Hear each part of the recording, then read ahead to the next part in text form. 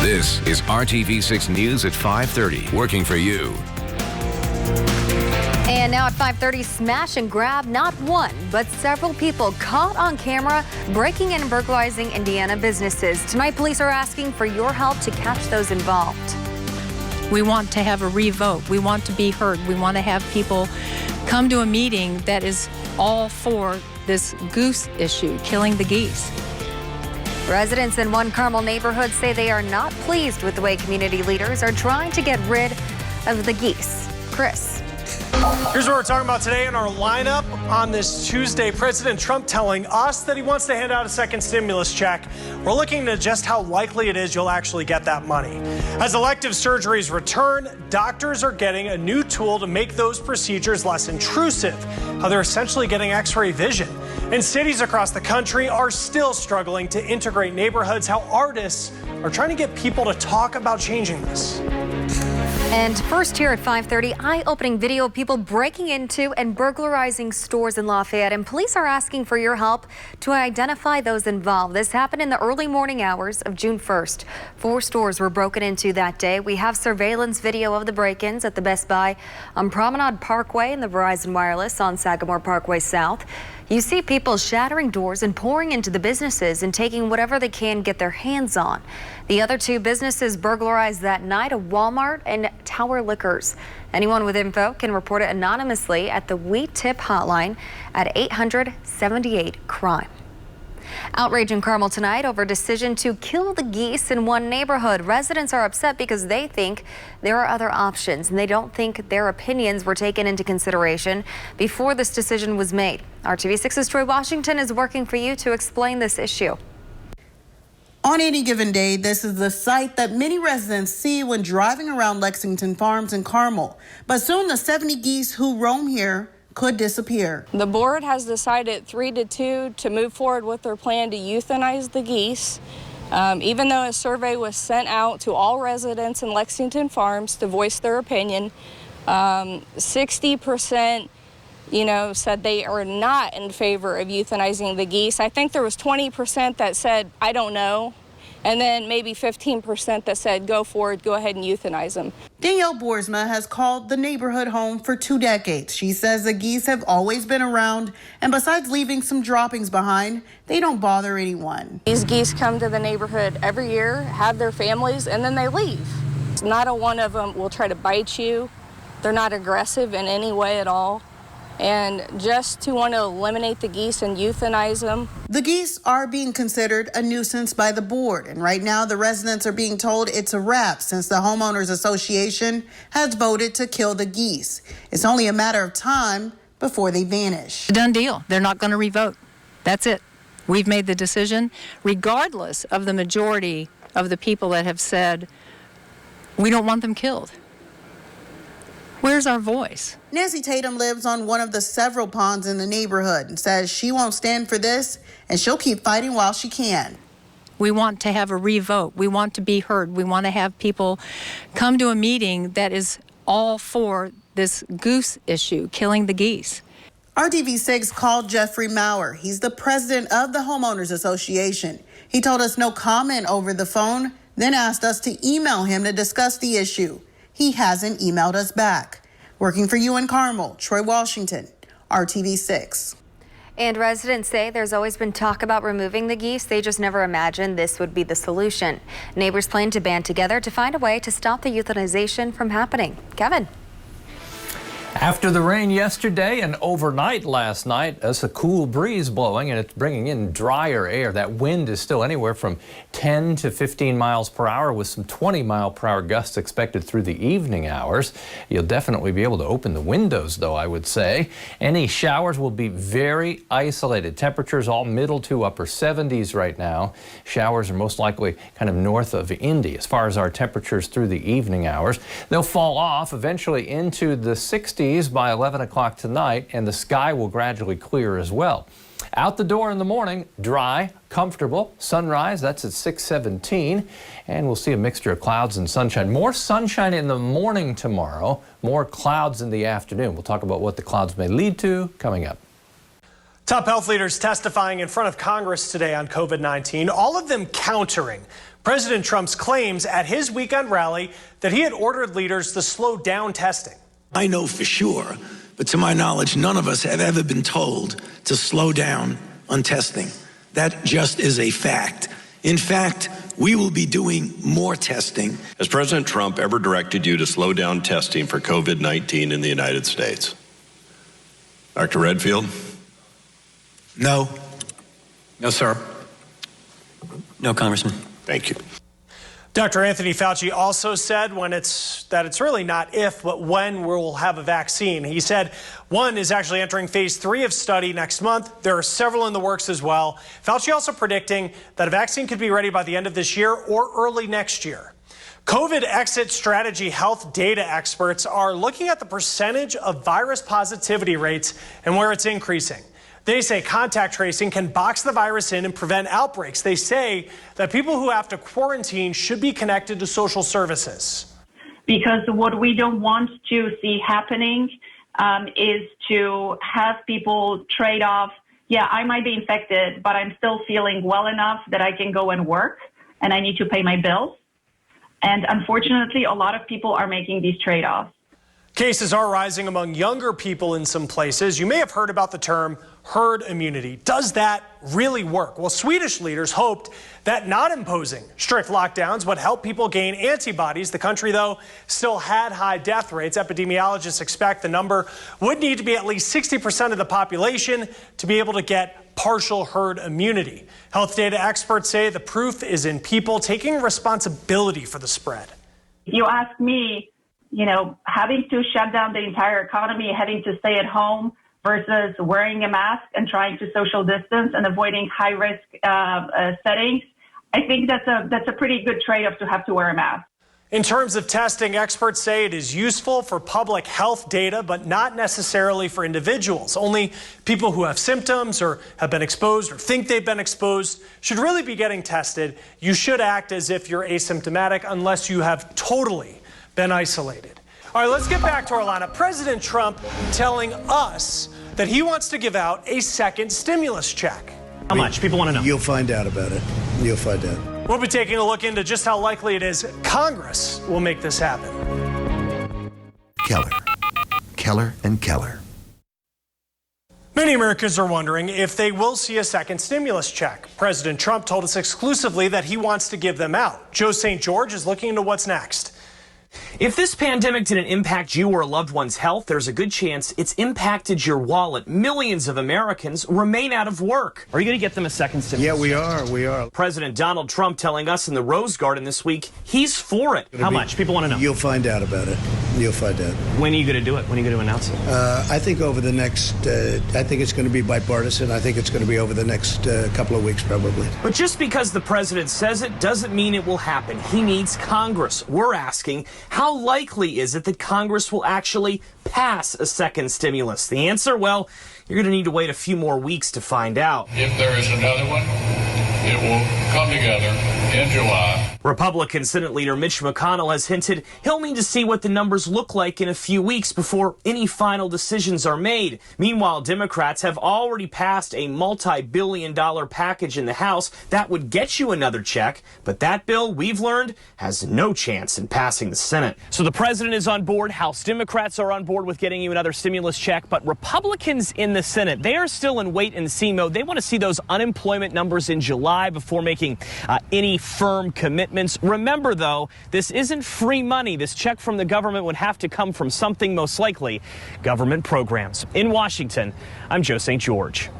Joe, thank you. Now, the FCC chairman is renewing a push to get the country's suicide prevention hotline number shortened to just 3 digits. The proposed number, 988, would replace the current 10-digit hotline.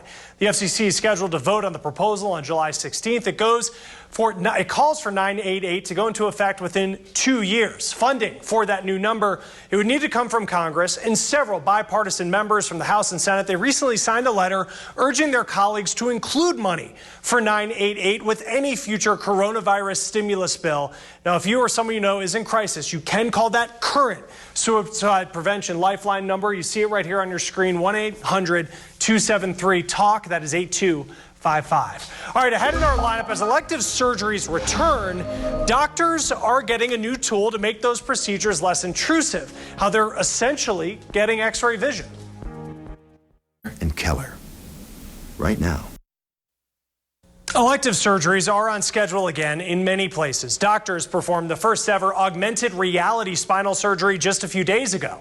And Usher Qureshi is taking us inside the 3D X-ray vision technology that could pave the way for less intrusive surgeries. For 51-year-old mother of two, Honore Murillo, the pandemic delayed much-needed spinal surgery. The shooting pains all the time. And, I have kids I had to do running around. And so it took about a year. So I was so disappointed. 24 years ago, the aspiring pro bodybuilder's dreams were cut short when she was hit by a motorboat while visiting Puerto Rico on business. More than 20 surgeries later, Murillo needed another. The pain started coming back. And then so I knew I was going to have more surgeries. Last week, doctors at Rush University Medical Center's Midwest Orthopedics in Chicago were able to get Murillo into surgery for a first-of-its-kind procedure, a minimally invasive spine surgery using augmented reality. The efficiency this provides because of the accuracy and the visualization of the spine is remarkable. A headset guidance system allowed Dr. Phillips to see Murillo's spinal anatomy, essentially giving him X-ray vision. That's exactly what it is. It really is X-ray vision, except it's not just X-ray vision. You're actually seeing the real spine through the skin.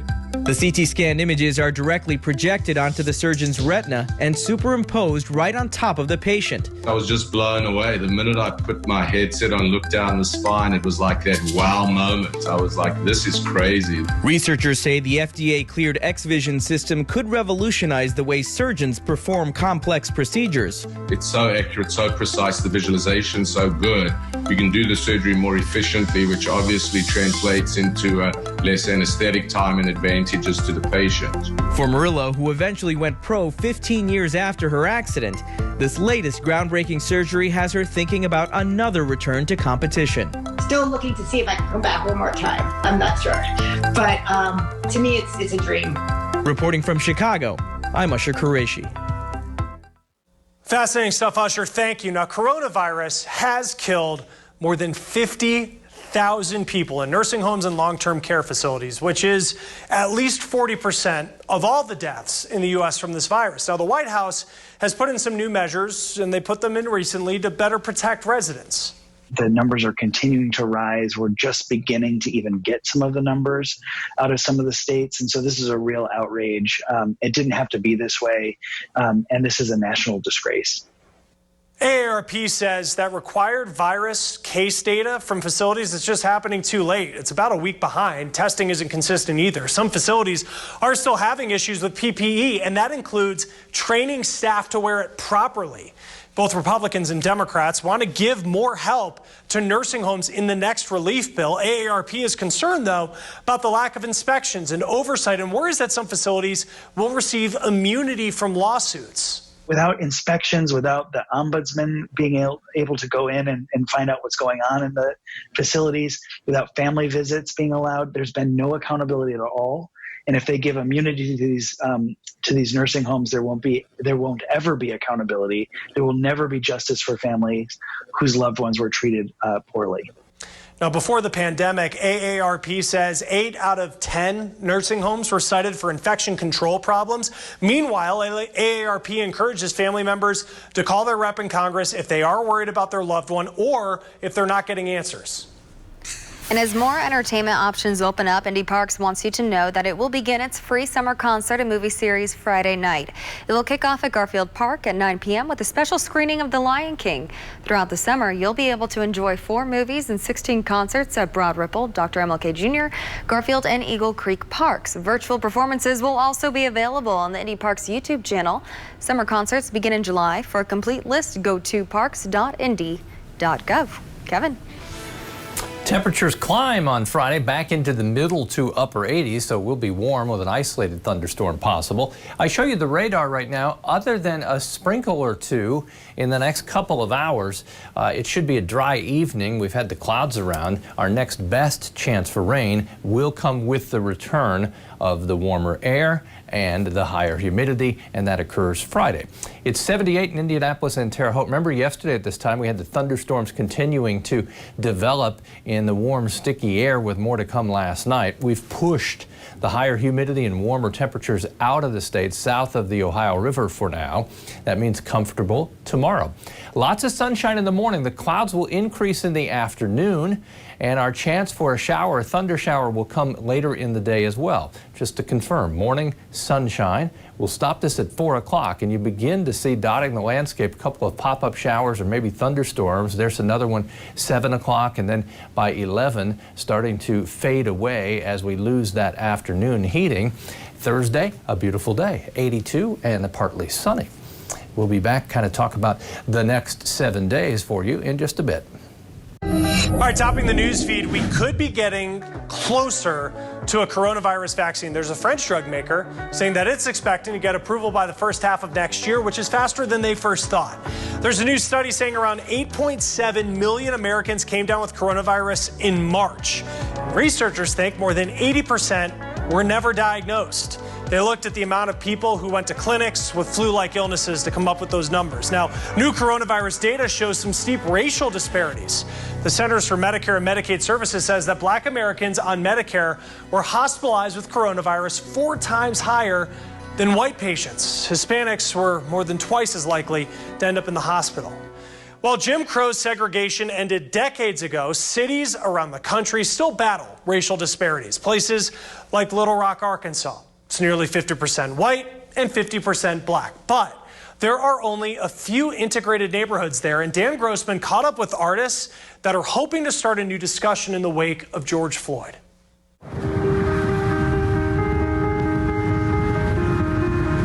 Through the heart of Little Rock runs Interstate 630. An artery that does as much to connect parts of the city as it does to separate them. It's a very self-consciously created, segregated city. The white population is very much concentrated to the north and the west, and the black population is very much concentrated to the east and the south.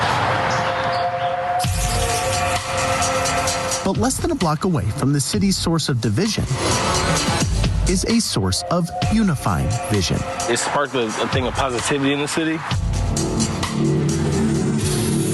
Ever since George Floyd's death in late May, the walls along Little Rock's 7th Street corridor have started to speak. Just trying to brighten up the city, man.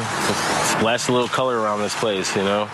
A canvas of paint. It's been nothing but love and support. With a palette of artists as diverse as its messages. Decided to create something that we knew how to do, you know, so come out here and use our tools, our resources to show what our feelings and manifest them in that way. Jose Hernandez first started with this mural of Floyd. We felt like we had to do something.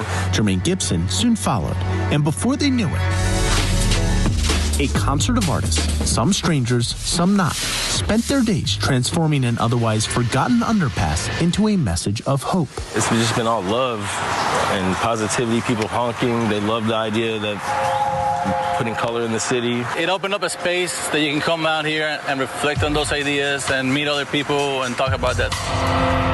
In a time where the focus seems to be black and white, it is their mission to focus on the shades of color in between. This is our way of protesting for the change that we want to see.